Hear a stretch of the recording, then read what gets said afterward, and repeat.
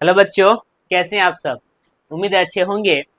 आज मैं बहुत ही इम्पोर्टेंट लेक्चर आपके लिए लेकर के आया हूँ, क्योंकि ये क्लास 10th के जो भूगोल विषय है उसके पहले चैप्टर में हम लोगों को पढ़ना होता है मृदा के बारे में, कि मृदा किसे कहते हैं और मृदा के प्रकार के बारे में।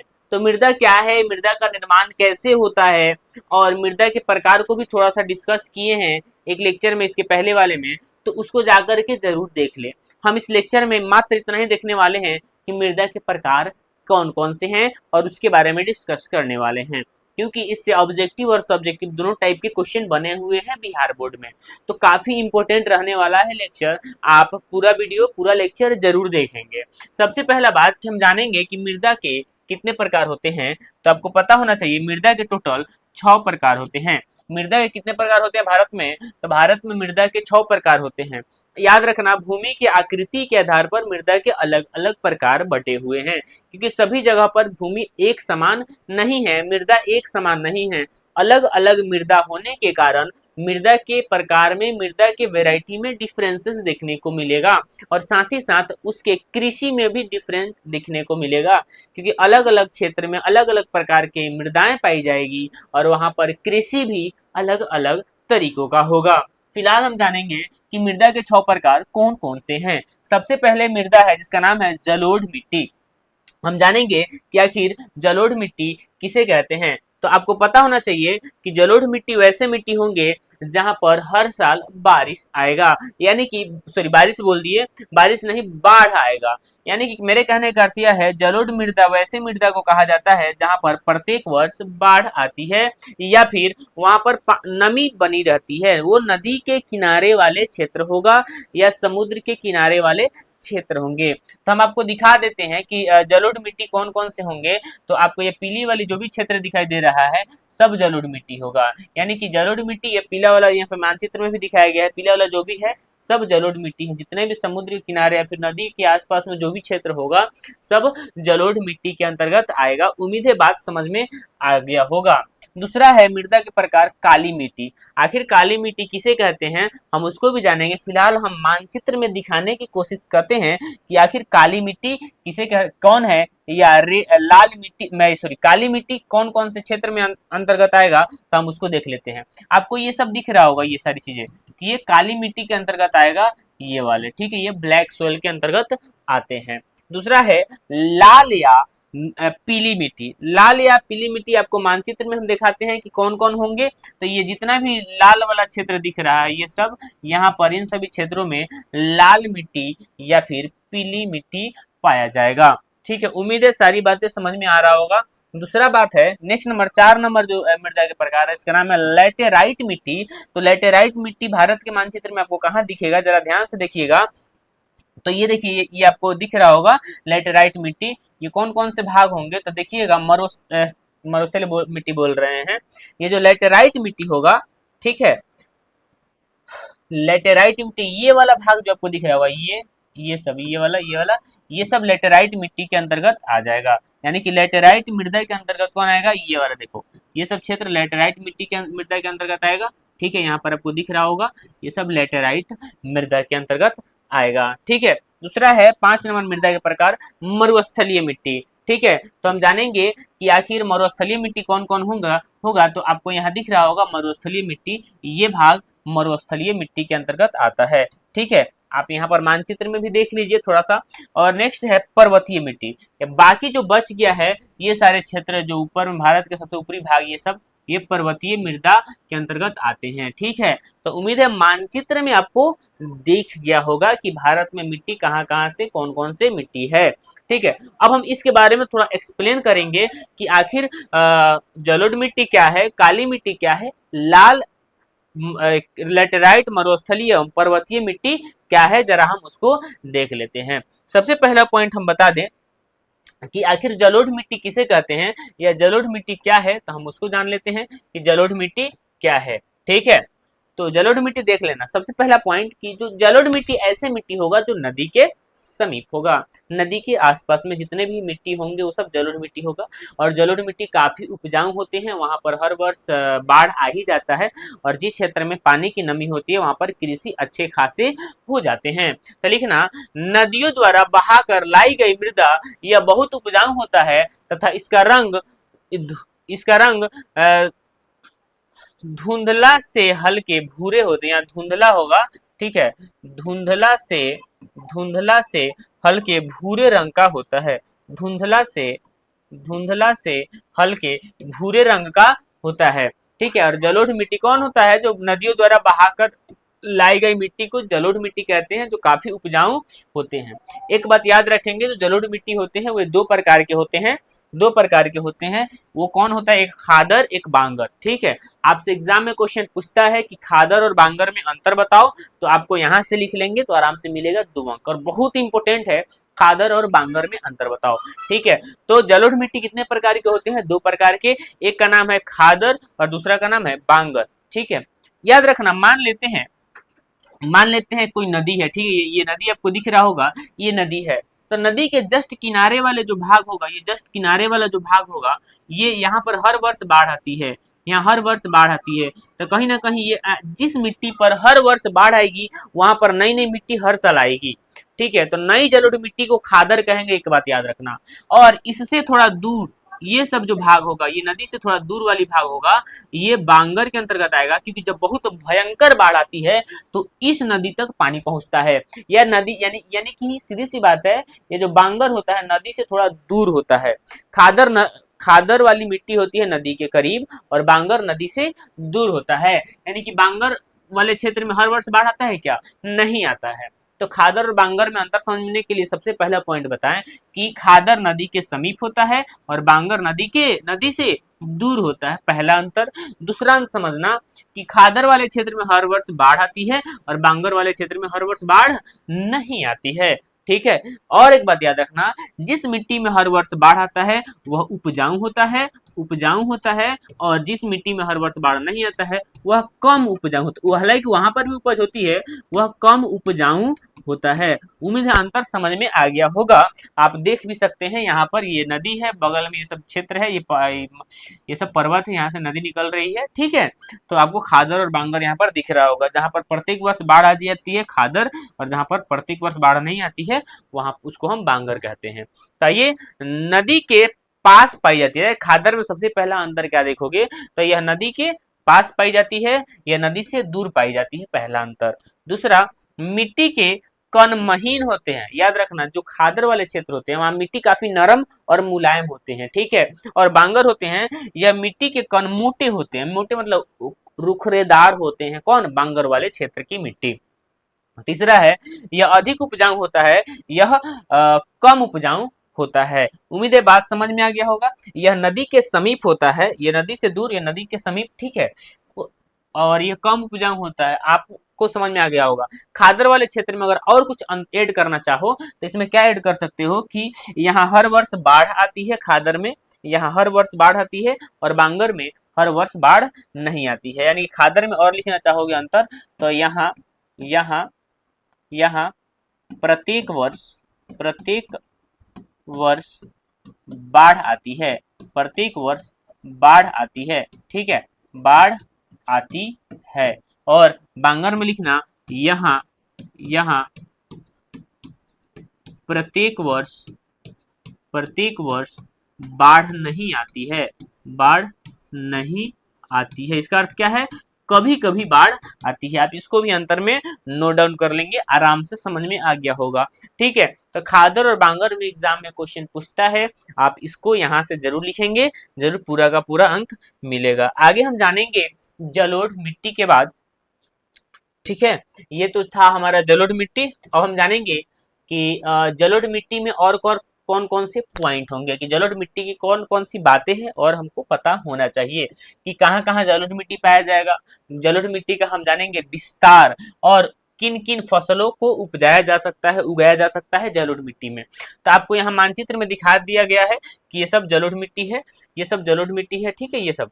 तो अब जलोढ़ मिट्टी में कौन कौन से फसल होगा, किन किन क्षेत्रों में जलोढ़ मिट्टी है, हम उसको जानेंगे, ठीक है। तो पहला पॉइंट जलोढ़ मिट्टी के बारे में क्या जानेंगे कि चूना, ठीक है, चूना पर, ठीक है, चूना, फास्फोरस, पोटास अधिक होता है तथा नाइट्रोजन जैव पदार्थ के कण इसमें पाए जाते हैं जलोढ़ मिट्टी में, जिसकी वजह से यह काफी उपजाऊ हो जाता है।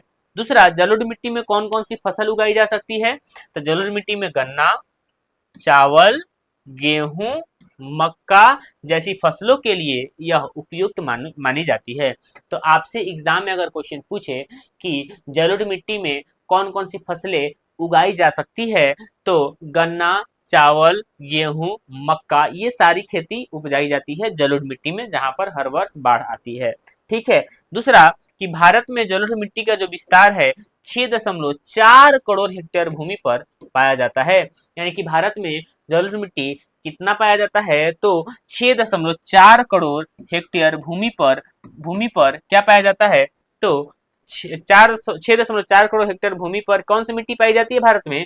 तो जलोढ़ मिट्टी पाई जाती है। दूसरा, उत्तर भारत में सिंधु, गंगा, ब्रह्मपुत्र नदियों द्वारा निर्मित है।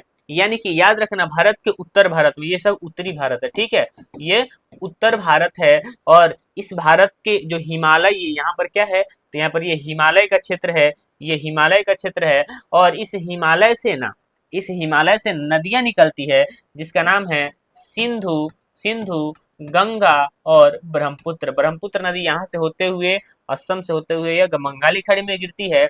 और गंगा नदी भी आते हुए बिहार से होते हुए पश्चिम बंगाल होते हुए बंगाली खाड़ी में, और सिंधु नदी निकल कर इधर होते हुए पाकिस्तान होते हुए अरब सागर में गिर जाती है।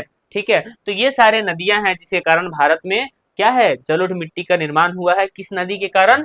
तो सिंधु, गंगा, ब्रह्मपुत्र नदियों के द्वारा निर्मित है कौन सी मिट्टी? जलोढ़ मिट्टी। क्योंकि इन नदियों से काफी मात्रा में पानी के साथ मिट्टी के कण आते हैं, जो काफी उपजाऊ हो जाते हैं, और वह नदी के किनारे थम जाते हैं, और वह जमीन उपजाऊ काफी हो जाते हैं, जिसका उपयोग हमारे लिए काफी मतलब हम लोग काफी उसका उपयोग कर पाते हैं। दूसरा है, राजस्थान और गुजरात में भी सीमित प्रसार है। यानी कि राजस्थान और गुजरात जैसे क्षेत्रों में भी क्या है? जलोढ़ मिट्टी पाई जाती है। क्योंकि राजस्थान में भी, ठीक है, नदियों का जिस क्षेत्र में नदी होगा, याद रखना, वहां पे नदी होना, जलोढ़ मिट्टी होना तय है। ठीक है। तो राजस्थान में भी नदी है, ठीक, तो उन नदी के कारण से राजस्थान में भी कुछ क्षेत्र में जलोढ़ मिट्टी पाई जाती है, जहां पर जमीन काफी उपजाऊ हो जाती है। ठीक है। तो ये सारे क्षेत्र जो दिख रहा है, सब जलोढ़ मिट्टी का क्षेत्र है, आपको दिख रहा होगा, तो आप इसको देख लेंगे कि ये जलोढ़ मिट्टी है। बाकी ये सब मिट्टी पर्वतीय है, सॉरी पर्वतीय बोल रहे, पठारीय है। बाकी पर्वतीय क्षेत्र के अंतर्गत ऊपर वाले क्षेत्र आ जाएंगे। ठीक है। एक एक करके हम लोग जानेंगे। फिलहाल हम यहाँ जानेंगे काली मिट्टी। ठीक है। ये काली मिट्टी क्या है? तो काली मिट्टी के अंतर्गत क्या क्या बातें हैं उसको हम जानेंगे। ठीक है। सबसे पहला बात की पहला पॉइंट हम आपको बता दें कि लौह और एल्यूमिनियम यौगिक के कारण यह काली पाई जाती है। यानी कि काली जो मिट्टी होती है, इस मिट्टी में लोहा और एल्यूमिनियम की अधिकता के कारण यह मिट्टी किस रंग का होता है? तो काला होता है। यानी कि जो इस मिट्टी में कौन क्या क्या पाया जाता है? तो लोहा पाया जाता है। लोहा और एल्यूमिनियम की अधिकता के कारण, यह मिट्टी काला होता है। ठीक है। तो कोई पूछे कि काली मिट्टी में क्या मौजूद होता है? तो लोहा और एल्यूमिनियम। ठीक है। और काली मिट्टी किसके लिए ज्यादा उपयोग माना जाता है? किस फसल के लिए? तो कपास की खेती के लिए उपयुक्त माना जाता है काली मिट्टी, ज्यादा उपयोग माना जाता है। हालांकि और भी फसलें हो सकती हैं, लेकिन बेहतर उपयोग माना जाता है कपास की खेती के लिए। दूसरा है, काली मिट्टी को रेगूर मिट्टी भी कहा जाता है। ये ऑब्जेक्टिव क्वेश्चन बना हुआ है कि काली मिट्टी का दूसरा नाम क्या है? तो याद रखेंगे, काली मिट्टी का दूसरा नाम रेगूर मिट्टी भी होता है। उम्मीद है सारी बातें समझ में आ रही होगी। तीसरा पॉइंट, भारत में इसका प्रसार। याद रखना, जलोढ़ मिट्टी और काली मिट्टी दोनों का विस्तार भारत में सेम है। 6.4 करोड़ हेक्टेयर भूमि पर जलोढ़ मिट्टी का विस्तार है हमारे भारत में। यानी कि ये देखो यहाँ पर दिख रहा होगा काली मिट्टी कहाँ पर मौजूद है, और आपको पता चल गया होगा कि इन क्षेत्रों में काली मिट्टी पाया जाएगा, और भारत में काली मिट्टी का विस्तार 6.4 करोड़ हेक्टेयर है। दूसरा है फास्फोरस। ठीक है। फास्फोरस की कमी होती है। काली मिट्टी में कौन क्या चीज की कमी होती है? तो फास्फोरस की कमी होती है। और एक बात और याद रखें, काली मिट्टी भी क्या माना जाता है? उपजाऊ माना जाता है। ये भी फसलों के लिए काफी उपयोगी होता है। मुख्य रूप से यह कहाँ पाया जाता है? महाराष्ट्र, गुजरात, कर्नाटक, तमिलनाडु में यह पाया जाता है। यानी काली मिट्टी का विस्तार कहाँ होगा? तो आपको पता होना चाहिए कहाँ पर? महाराष्ट्र, गुजरात, कर्नाटक और तमिलनाडु क्षेत्रों में काली मिट्टी का विस्तार है। आपसे अगर एग्जाम में पूछे तो बताना। दूसरी बात कि केवल कपास की ही खेती नहीं होगी, और भी खेती हो सकती है काली मिट्टी में। जैसे कपास के अलावा गन्ना, प्याज, गेहूं, ठीक है, प्याज, गेहूं और फलों की भी खेती की जा सकती है काली मिट्टी, क्योंकि यह उपजाऊ होती है। उम्मीद है काली मिट्टी के बारे में पता चल गया। काली मिट्टी का विस्तार कहाँ है, काली मिट्टी के अंतर्गत क्या क्या कौन कौन से फसलें उगाई जा सकती है, और काली मिट्टी का विस्तार हमारे भारत में कितना है। तो ये अगर पता चल गया होगा तो हम आगे बढ़ेंगे। ये दूसरा नंबर मिट्टी के प्रकार में है। ठीक है, तीसरा प्रकार देखते हैं मिट्टी के प्रकार में। 3 नंबर देखते हैं, लाल या पीली मिट्टी। लाल या पीली मिट्टी, हम इसको जानेंगे लाल या पीली मिट्टी क्या होता है।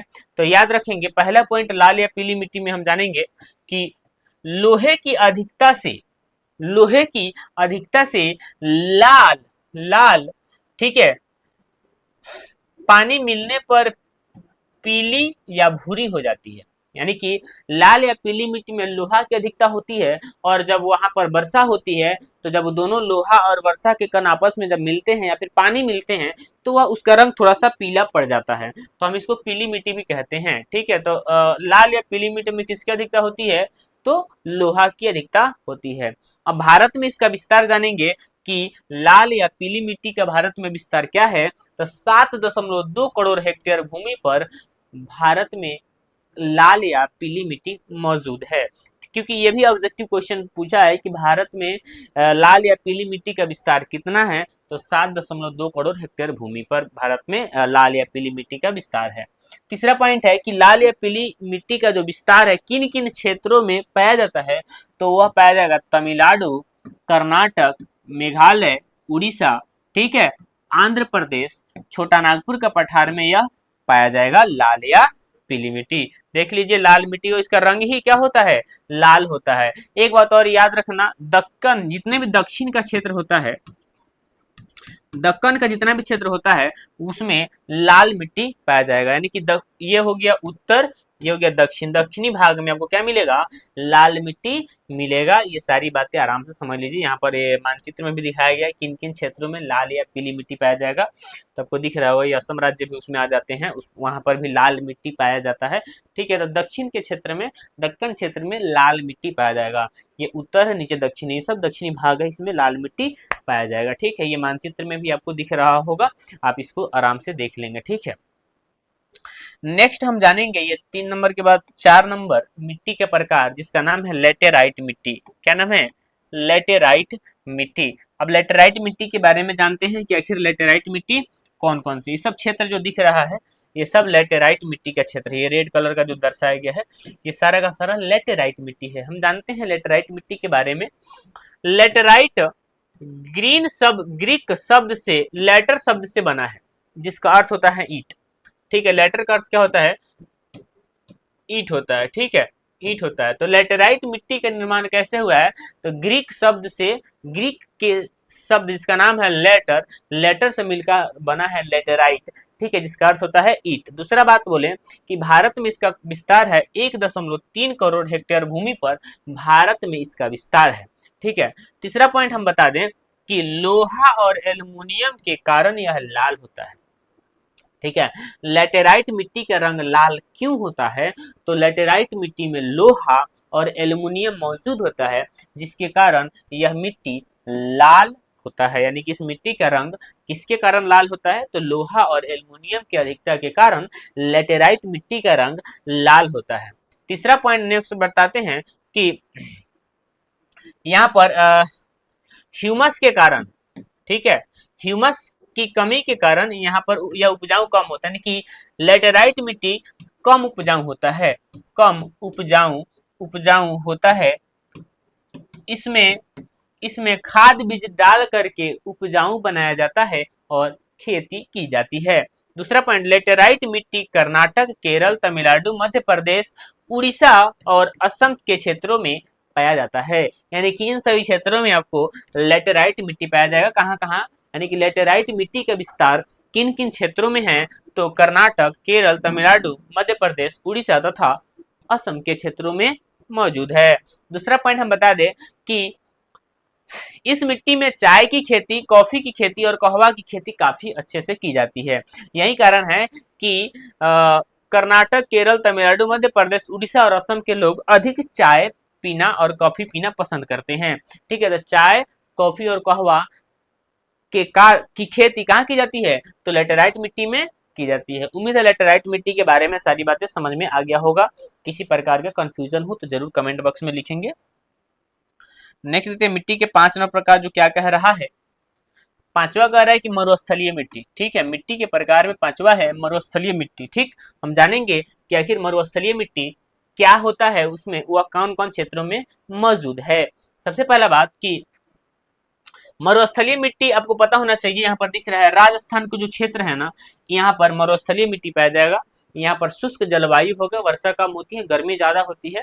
ठीक है, तो शुष्क कम वर्षा वाले ह्यूमस रहित रेतीले क्षेत्रों में यह विकसित होता है। इसका रंग हल्का भूरा कलर का होता है। यह मरुस्थलीय मिट्टी कहलाता है। यानी कि मरुस्थलीय मिट्टी का रंग कैसा होता है, तो यह शुष्क होता है, यहाँ पर कम वर्षा होती है और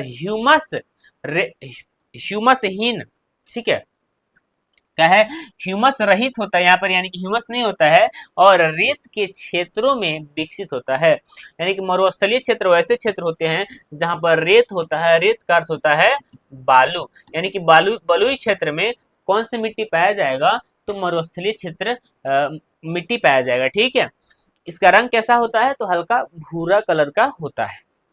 मरुस्थलीय मिट्टी का विस्तार कहाँ कहाँ है, तो इसको देखेंगे पंजाब, राजस्थान, गुजरात के कच्छ और पश्चिम हरियाणा तथा दक्षिण पंजाब में मरुस्थलीय मिट्टी मौजूद है। साथ ही साथ मरुस्थलीय मिट्टी कम उपजाऊ होता है और यहाँ पर सिंचाई किसकी जाती है, सिंचाई का अर्थ होता है पानी पटाना, अधिक जल को उपलब्ध कराना।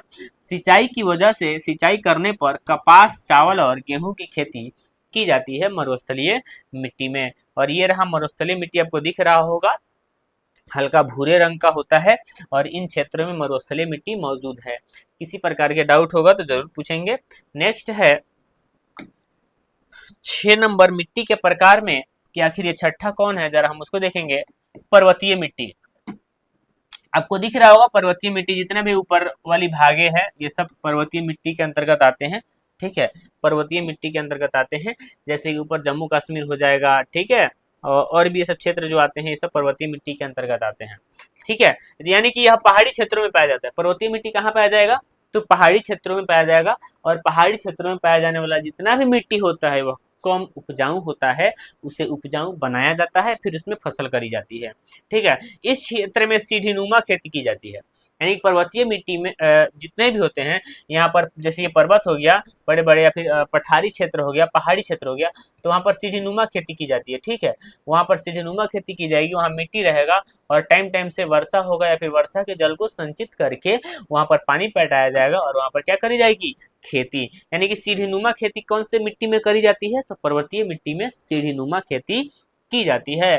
ठीक है, और यह मिट्टी कौन कौन क्षेत्रों में विकसित है, तो हम देख लेते हैं। जम्मू कश्मीर और हिमाचल प्रदेश में यह मुख्य रूप से मौजूद है। यानी कि पर्वतीय मिट्टी कौन क्षेत्र में पाया जाएगा, तो जम्मू कश्मीर, हिमाचल प्रदेश, उत्तराखंड, ये सब क्षेत्रों में कौन सी मिट्टी पाया जाएगा, तो पर्वतीय मिट्टी पाया जाएगा। उम्मीद है बात समझ में आया होगा। अगर किसी को किसी प्रकार के कंफ्यूजन होंगे तो जरूर पूछेंगे। ठीक है, इस लेक्चर में हम यहीं तक रखेंगे। यहाँ पर पर्वतीय मिट्टी दिख रहा होगा। ठीक है, यह कम उपजाऊ होता है। ठीक, तो आप इस लेक्चर को थोड़ा सा अपने दोस्तों के पास जरूर शेयर करेंगे। आपको लिखना होगा तो इसको लिख लीजिए और स्क्रीनशॉट इसका ले लीजिए। आज हम इस लेक्चर में यहीं तक रखेंगे। धन्यवाद।